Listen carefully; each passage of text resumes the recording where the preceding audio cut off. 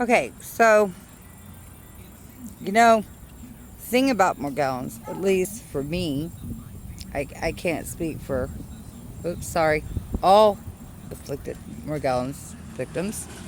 I can only, of course, speak for myself. Is that,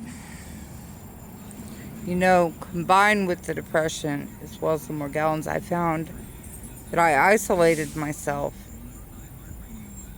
even further. My depression got much deeper. And so I feel it's important to recognize that, Morgellons victims, it's kind of much comparable to having the plague of sorts. Once again, I can only speak for me. I know how I have felt as someone that was dismissed as clinically insane, as someone who was dismissed by her so-called loved ones as simply insane. I found it quite hurtful.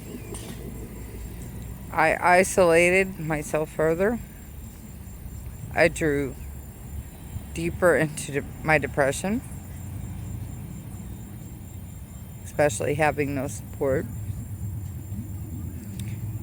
I think these are important facts to recognize. Just because you may not be suffering these things, I think it's important to be empathetic and compassionate to those such as myself that are. Because the way they're packing shit in our GMO foods, spraying chemtrails on us, it's a matter of time before it affects you and your family. So I think it's important to bear that in mind. And I don't mean that to be harsh by any means. I'm simply being factual because I would have never thought, sincerely, I would have never thought it would have happened to me. And that's the way most of us think. Genuinely, that is the way most of us think. It's not going to happen to me. So why worry about it? And it's real easy to dismiss those that are suffering unless you're going through it too. And I've met a lot of courageous, inspirational folks that are going through the exact same thing I am.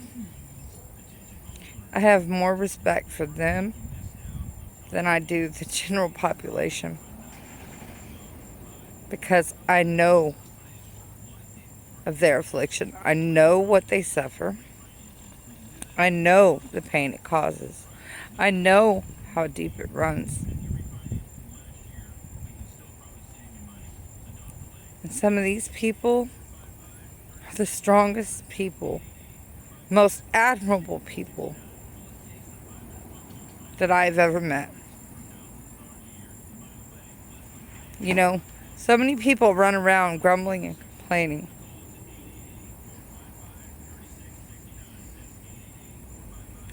About the little things in life.